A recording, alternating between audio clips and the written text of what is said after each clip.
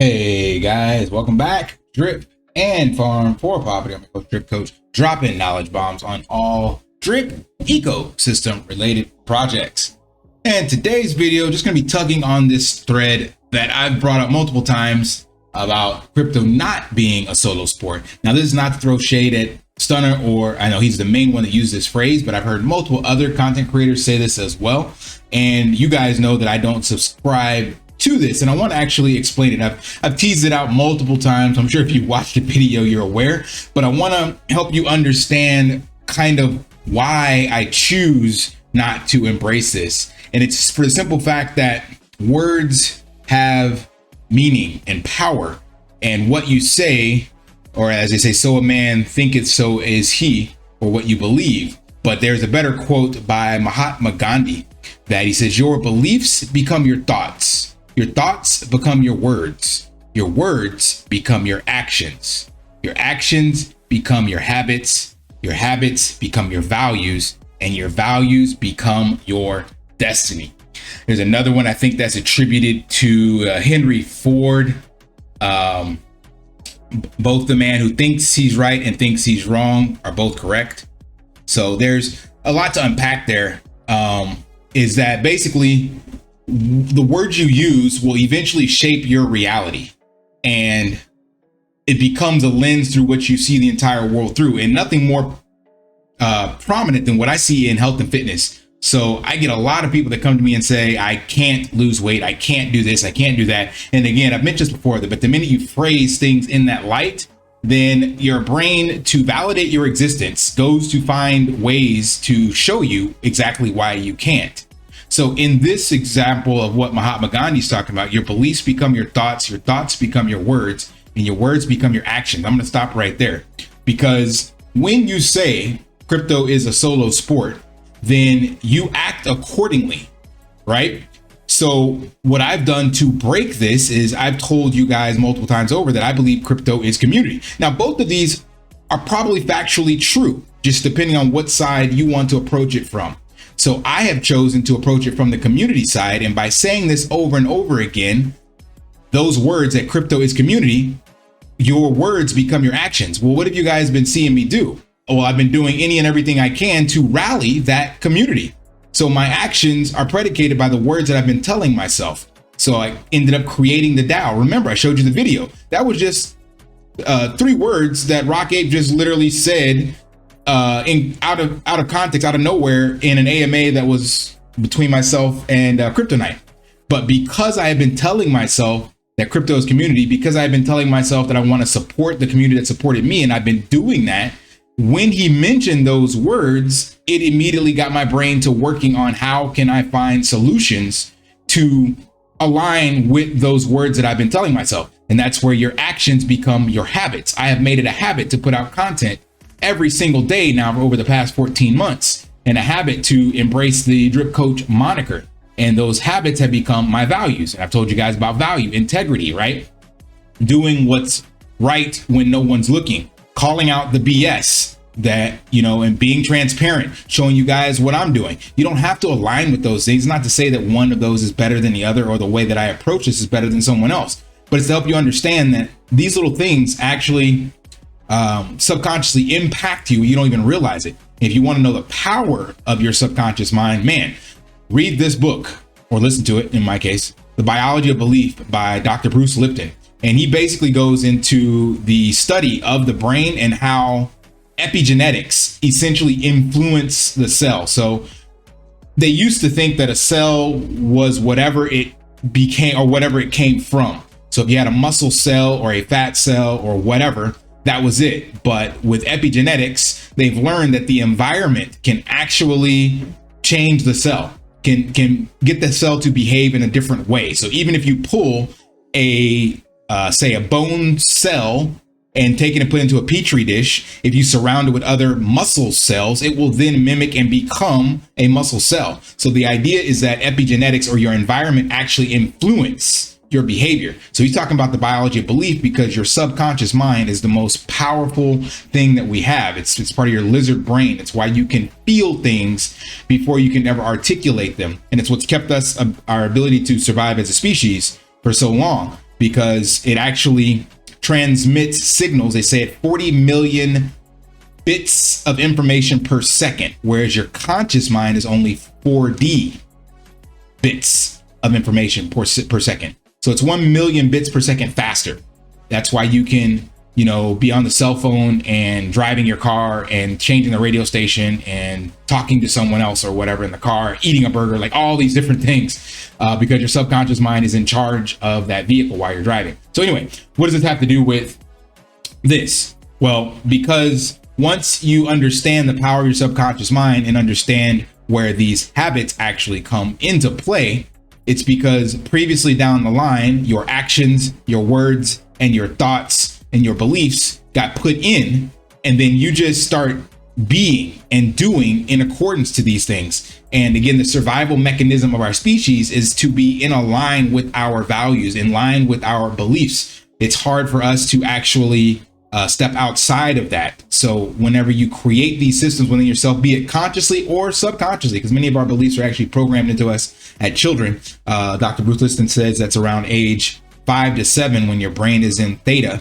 And if you watch a child playing around that age, their imagination is seamless with the real environment. So they can pretend that they're, you know, whatever character they saw on TV. And for them, they're actually going through those things. So it's an amazing transitionary period for the brain to be taking in all this information. But anyway, I'm getting sidetracked. Read the book, you'll find out more about it. The point is that you have to be careful what words you use to describe yourself, to describe situations that you've never been into, or to speak certain things into existence in your life.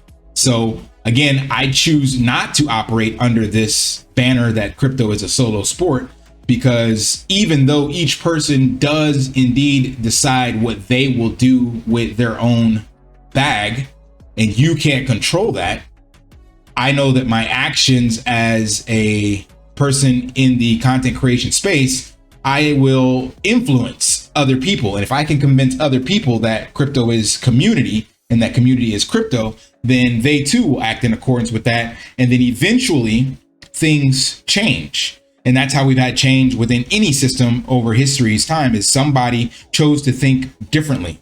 There's one other quote. This one is by George Bernard Shaw. The reasonable man adapts himself to the world. The unreasonable one persists to adapt the world to himself. Therefore, all progress depends on the unreasonable man. So in this circumstance, I am trying to be unreasonable in the way that crypto is currently being seen. You see that with my platform, Change 360. I refuse to accept that crypto is only a speculative investment and that only gamblers will win in this space. I believe it has much more power than we are giving it, and that the actual battle, hence why it's not a solo sport, we're fighting against the opaque, centralized entities that have yielded and wielded this power for far too long. And the only way we win is by a community, by not being an individual and charging into battle, only worrying about ourselves. So you have to look at this as something unreasonable to tackle these behemoths, governments, and what would you call the other ones? They're banking cartels. They're not even governments. They're stronger than governments. And in order to tackle them, you have to look at this from a lens of like, this is impossible. But you have to give yourself that small validation of hope, that small inkling that maybe you can change things. And in that pursuit is the victory in and of itself. So regardless of what happens, this is the path. So for me, it's just focusing on that day-to-day grind and on that path, and not necessarily the outcome, and then handing that torch to someone else. So that, in a nutshell, is why I don't subscribe to this. And again, it's not to say that it's better or worse than someone that does believe in it, but I encourage you all to rally the masses and the troops and realize what we're actually fighting up against and what the potential of this can actually be, what the true vision Satoshi had for Bitcoin and decentralization, and what DeFi can actually bring to the entire world, and how this can actually be a changing of the guard and an opportunity that billions can tap into. Not just right now, the couple of 100 million that we have right now. We can get to billions and actually truly take back essentially what was stolen. If you go back in history, depending on which country, but it's always been some centralized organization basically coming in and pressing their will upon others and putting systems in place that either have a small amount of people thriving and the others not so much, or yeah, that's pretty much been the only way. So this is an opportunity that finally to change, because it is a decentralized monetary supply, which we've never had before. So anyway, I urge you to look at it through a different lens, or at least just evaluate it, and you decide how you want to pursue. Is it just for you, or are you looking out for others, or is there something bigger than yourself? This kind of goes back to my analogy I mentioned with health and fitness. So a lot of times people come in and then their goal is just to, get in shape for the summer or do something for an event coming up.